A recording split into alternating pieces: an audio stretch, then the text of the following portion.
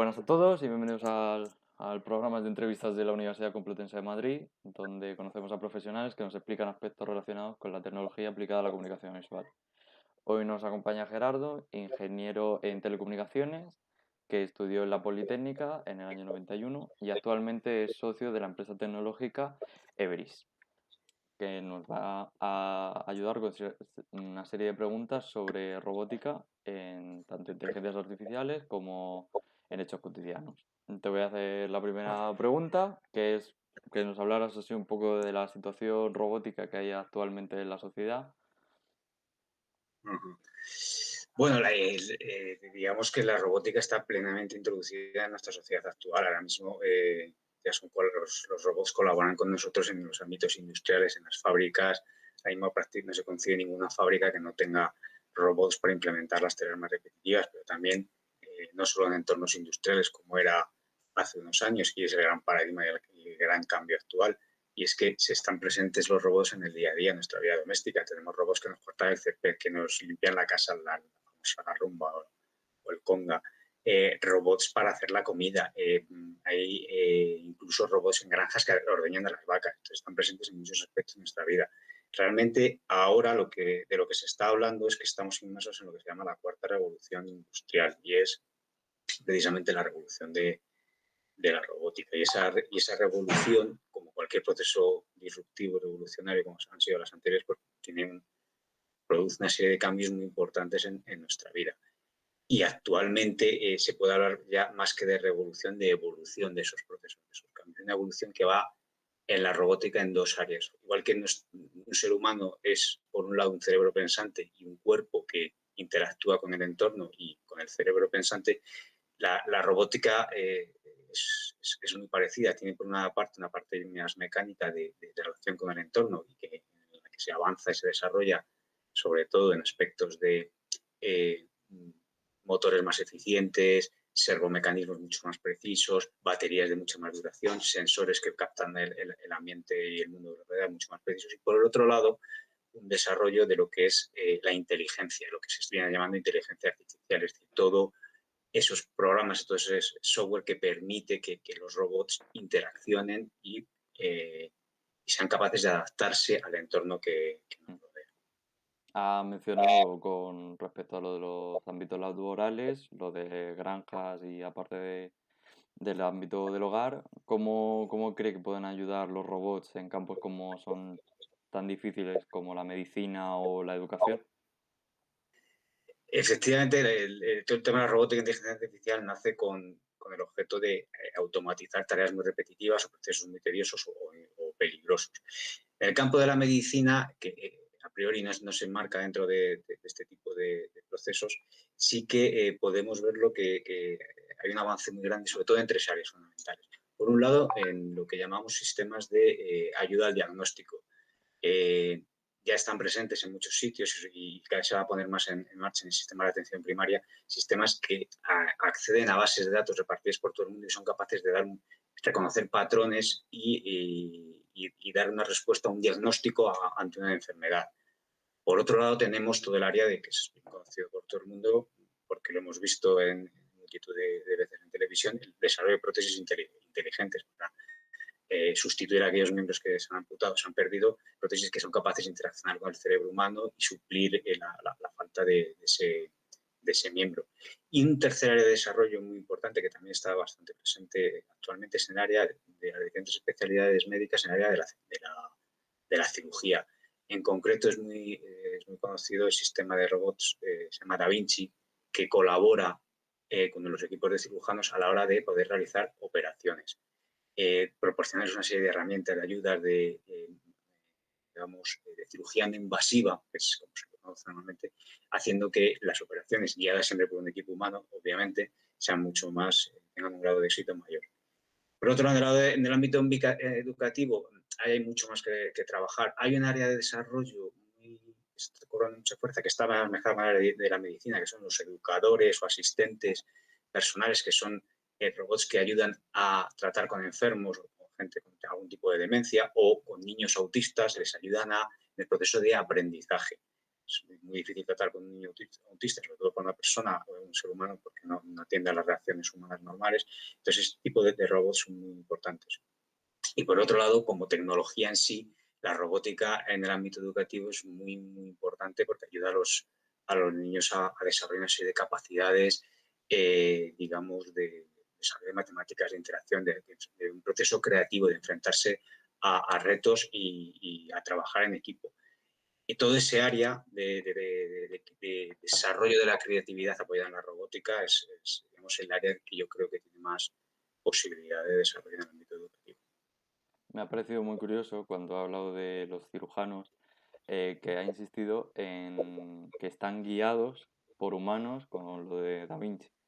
¿Cree Mm. que en algún momento puede la robótica sustituir al ser humano? Sin irse a películas de ciencia ficción. Aunque luego trataremos ese tema porque somos de comunicación visual, pero bueno, de momento en un ámbito laboral. A ver, vamos a ver, la robótica no aspira a sustituir al ser humano, igual que la informática no, en su momento, la revolución informática o la máquina de vapor en su momento no nace para sustituir al ser humano, sino nace para liberarle una serie de tareas repetitivas. ¿De acuerdo? Es cierto que a los robots se les da mucho mejor trabajar con levantar objetos pesados o moverse con mucha más precisión que un ser humano, o trabajar con grandes números, pero los seres humanos son mucho mejores que los robots en razonar, en definir conceptos abstractos, en ser capaces de aprovechar nuestras experiencias anteriores para modular nuestro aprendizaje. Yo creo que eh, los robots y los seres humanos tienen que colaborar porque tienen capacidades que son complementarias. Evidentemente, como hablaba antes de la cuarta revolución industrial, cuando había una revolución siempre es un proceso disruptivo, siempre un proceso que acarrea muchos cambios y uno de esos, evidentemente, va a ser el que afecta al mercado laboral. Leí una vez que había un estudio que que se preveía que la implantación de la robótica masivamente en los países industrializados pues conllevaría una pérdida de unos 5 millones de empleos. Pero también surgirían empleos nuevos que ahora mismo pues ya se están desarrollando, ya se están creando y darán más oportunidades a gente, evidentemente sean empleos diferentes que antes no existían. En cualquier caso, donde yo creo que va a tener más impacto va a ser en los países menos desarrollados, curiosamente, y es porque la ventaja competitiva que tienen ahí esos países en cuanto a mano de obra barata, que es lo que les hace, pues eso, que se puedan deslocalizar las empresas y poder fabricar en China, en la India, etcétera, eh, el uso masivo de una robótica eficiente y barata hará que el factor diferencial de mano de obra barata no sea tal, con lo cual ellos perderán bastante ventaja. Vamos a pasar a los robots como sistemas autónomos y sobre todo en el tema de la inteligencia artificial.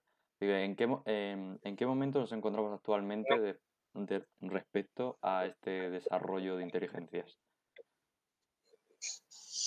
Ah, uf, es un área que está ahora mismo con una grandísima demanda de profesionales y con una necesidad imperiosa de darle un paraguas normativo y que defina claramente por dónde va a ir.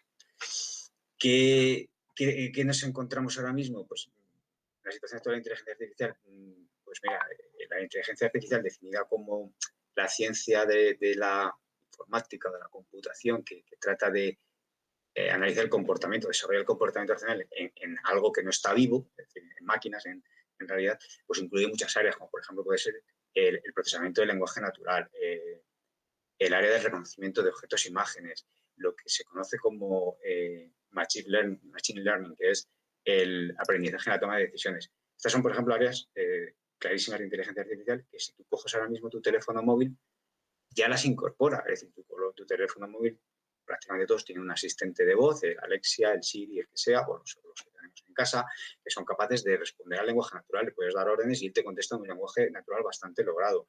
Esas mismas aplicaciones de móvil son capaces de reconocer datos e imágenes y son capaces de etiquetarte las fotos de tu móvil, te las etiquetan sin ningún problema. Son capaces de aprender para tomar decisiones y proponerte cosas más efectivas. Esto es el estado actual. ¿Hacia dónde, qué más se está trabajando? Pues se está trabajando en cosas muy complicadas, muy tecnológicas, pues como la realidad virtual, las redes neuronales, el concepto de inteligencia en sí. La inteligencia no tiene por qué ser lo que hacemos los humanos. Siempre se ha dicho, este perro es muy inteligente. realmente, ¿qué tipo de inteligencia es la inteligencia perruna? Pues no somos capaces de medirla, pero sí somos capaces de entender la inteligencia social que, por ejemplo, pueden tener los animales como las hormigas y las abejas. Y las redes neuronales que montan estos animales, esa inteligencia social que tienen y la forma que tienen de transmitir esa información, es una que los seres humanos no la comprendemos y no somos capaces de trabajar con ella, pero es un ámbito de desarrollo de inteligencia que también va a dar mucho calor en el futuro y que se está trabajando dentro de eso. En todas estas áreas se está trabajando ahora mucho, pero el problema es que según se avanza van surgiendo nuevos retos y nuevos problemas ante esa inteligencia artificial y hay que sentarse seriamente en las instituciones políticas y los países y crear un marco adecuado. Hay cosas como, por ejemplo, definir quién es el responsable de que una inteligencia artificial funcione. Los coches autónomos, por ejemplo. Yo tengo un accidente con un coche autónomo y cuando va conduciendo el coche autónomo, ¿de quién es el seguro? ¿A quién le va a echar la culpa? ¿Quién es el responsable? ¿El conductor si no estaba conduciendo en ese momento? ¿El fabricante del vehículo? ¿El fabricante de la inteligencia artificial? Esto hay que definirlo porque cuanto más avance, el problema va a ser más grande.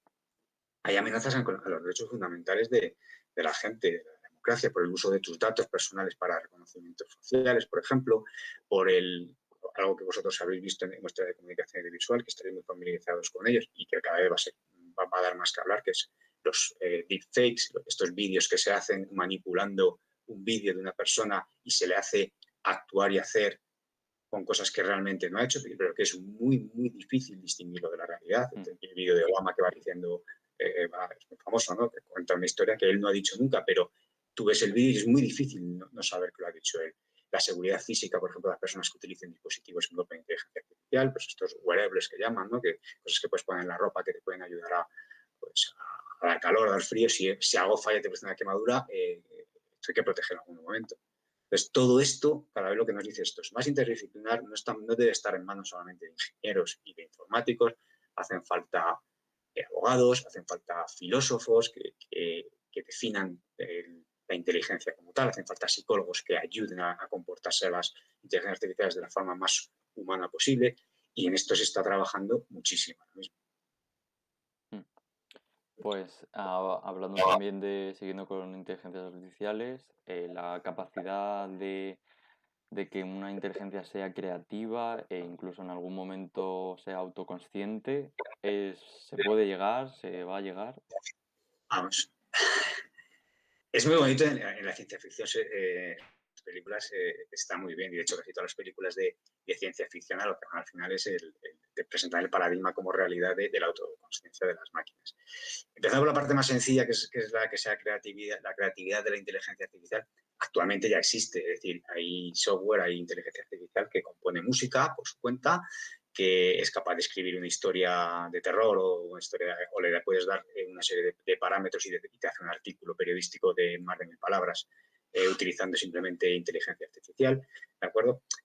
Hay que tener en cuenta que eso es creatividad, pero no es lo que se llama una creatividad disruptiva. Es decir, una inteligencia artificial es capaz de ser creativa, pero no es capaz actualmente de crear algo completamente nuevo. Es decir, si la ponemos a componer música, no es capaz de crear un estilo musical completamente nuevo. Esa creatividad disruptiva que es propia es inherente a los seres humanos, es propia de ellos, porque además, según los filósofos, incluye la necesidad de sentir emociones y de generar empatía para poder percibir y para poder tener ese proceso creativo, está ahora mismo muy lejos de lo que sería una inteligencia artificial. De todas maneras, es un debate muy abierto porque seguramente, aunque se llegue a eso, habrá gente que lo rechace como creatividad porque dirá que es algo inherentemente humano, ¿no? Entonces, pues bueno, es complicado. En cuanto a la autoconsciencia, eso sí que es ciencia ficción, eso es un concepto ahora mismo de ciencia ficción. La inteligencia artificial es según una clasificación que se hizo muy famosa, que se hizo en su momento, hablaba de 4 tipos de inteligencias artificiales, las más elementales eran lo que llamaban las máquinas reactivas, y conoceréis, es el famoso que tuvo mucha fama, el Deep Blue, el programa este informático, que no es un programa informático, es una inteligencia artificial que ganó a Kasparov por primera vez un campeón mundial jugando al ajedrez, pero una máquina reactiva, manejaba muchísimas partidas, muchísimos datos y simplemente a cada movimiento de Kasparov tenía una capacidad de cálculo brutal y era músculo puro, haciendo todas las combinaciones posibles para ver cuál era la mejor jugada. No era una inteligencia como podemos entender las que están trabajando ahora mismo, que son las de segunda generación, que se llaman máquinas de memoria limitada, que básicamente son las que son capaces de reaccionar con su entorno y tomar una decisión en base a lo que ven, pero no construye experiencias pasadas ni aprende del pasado, ¿no? No tiene su propia experiencia de funcionamiento y actúa en base a eso. Eso sería la tercera fase, ¿no? La que son máquinas que son capaces de hacerse una imagen mental del mundo que les rodea y de los diferentes agentes que intervienen en ese mundo, es decir, de las propias personas, son capaces de tener la percepción o imaginar cómo van a reaccionar o cómo se van a sentir. Y ya por último serían las máquinas que además de ser capaces de tomar conciencia del entorno que les rodea y de cada una de las entes que están ahí, agentes que pueden intervenir o relacionarse con esa máquina, sea capaz de tomar conciencia de sí mismo. Y esto, esa representación de la máquina hacerse de sí mismo ahora mismo es ciencia ficción. ¿Iremos ahí? No lo sé. ¿Queremos ir? No lo sé. Ya que hemos sacado el tema de ciencia ficción, vamos a tirar a nuestro campo, que es en las producciones audiovisuales. ¿Cree que es posible que algunas producciones audiovisuales hayan influenciado el desarrollo de estas nuevas tecnologías de la robótica? ¿Que las investigaciones se hayan basado en cosas que han visto en el cine?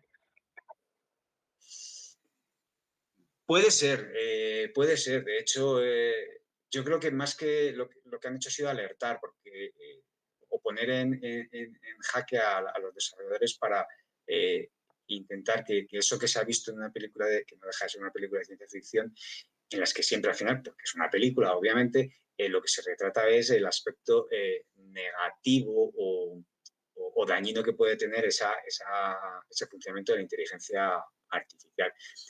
Yo creo que hasta ahora lo que sí que ha sucedido es que las películas de ciencia ficción van muy por delante de lo que es la realidad, desde siempre. Hay un área en concreto que la ciencia ficción es donde suele abundar más, que son los robots antropomorfos o humanoides, que llamamos pues estos que aparecen en las películas Terminator, el de Blade Runner, que son robots que no son distinguibles en su apariencia externa de un ser humano.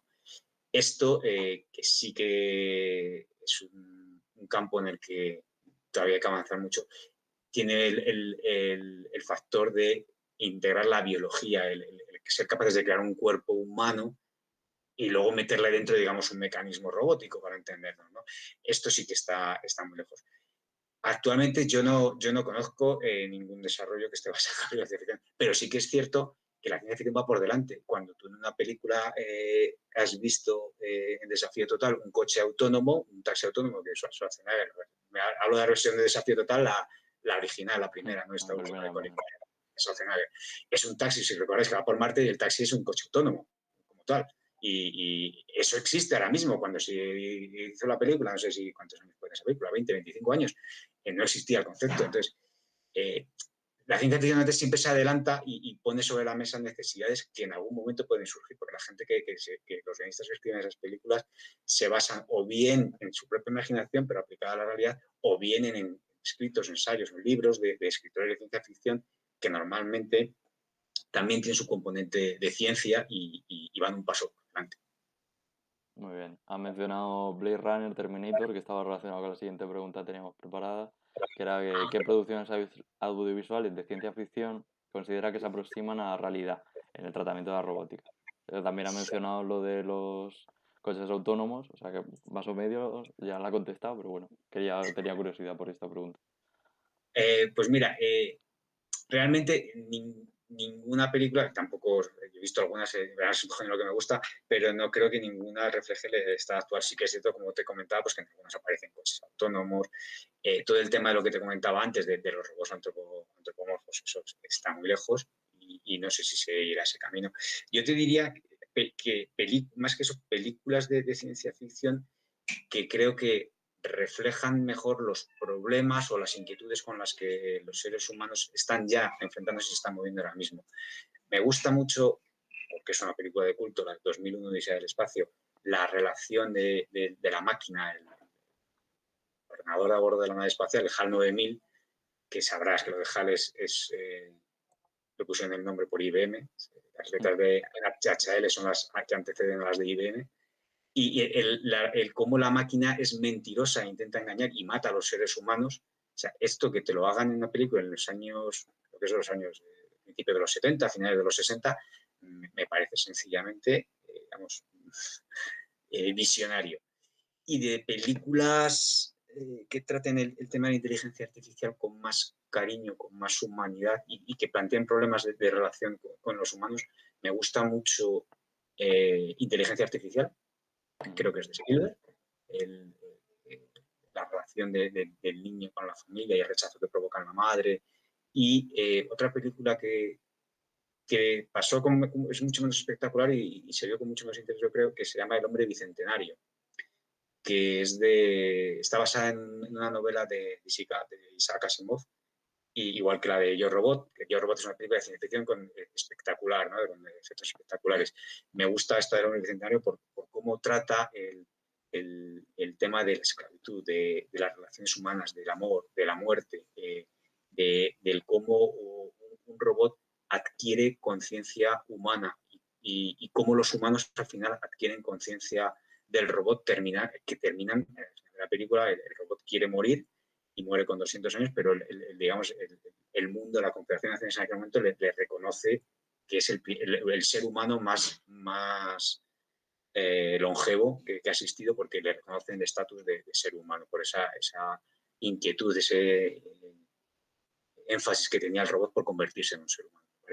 Lo trata con muchísimo cariño y muy grande. Bueno, Gerardo, pues antes de terminar, una pregunta así un poco más personal, la que al principio de la entrevista me ha comentado que estaban ahora en su empresa trabajando con una nueva intención robótica. Pues, ¿puede explicarnos un poco eso? Bueno, es un proyecto que integra diferentes áreas tecnológicas, sobre todo está basado en realizar simuladores de entornos profesionales, de forma que las personas puedan utilizar esos entornos de aprendizaje y abaratar muchísimo más los procesos de aprendizaje sin tener que ir a un sitio específicamente ni consumir tiempo de la gente que está trabajando en ese momento, tenga que dejar de hacer actividad para formar a la gente. Entonces, darle todo ese entorno de simulación, no de simulación sobre el papel o simulación informática, sino simulación industrial, entre comillas, es decir, que todos los procesos industriales con la maquinaria en un entorno controlado sirva como un entorno formativo para los empleados. Es una área de trabajo muy bonita, la verdad, muy, muy interesante. Muy bien. Y para nosotros, para nuestro nivel, ¿alguna página web, libros, referencias o algo que podría recomendarnos para saber más sobre esto? Ahora mismo, lo sabéis, hay muchísima información. Y el problema de que estéis tratando un tema muy técnico, muy tecnológico y es fácil perderse. Yo, es una opinión personal, me gusta muchísimo como escritor de ciencia ficción Isaac Asimov. Ya te lo mencioné antes con una de las películas. Mm. Isaac Asimov tiene unas dos sagas que luego las mezcla. Una de ellas es la saga de la Fundación, y hay una saga que se llama la saga de los robots Imperior.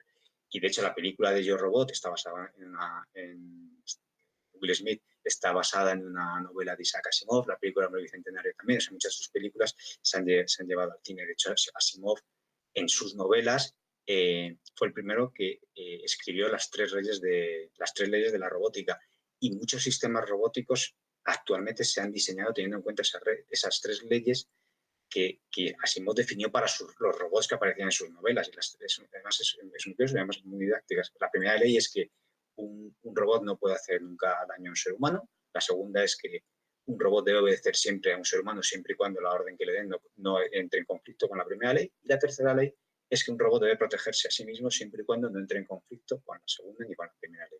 Con esas tres leyes se definía cómo debería ser el comportamiento ético de los robots.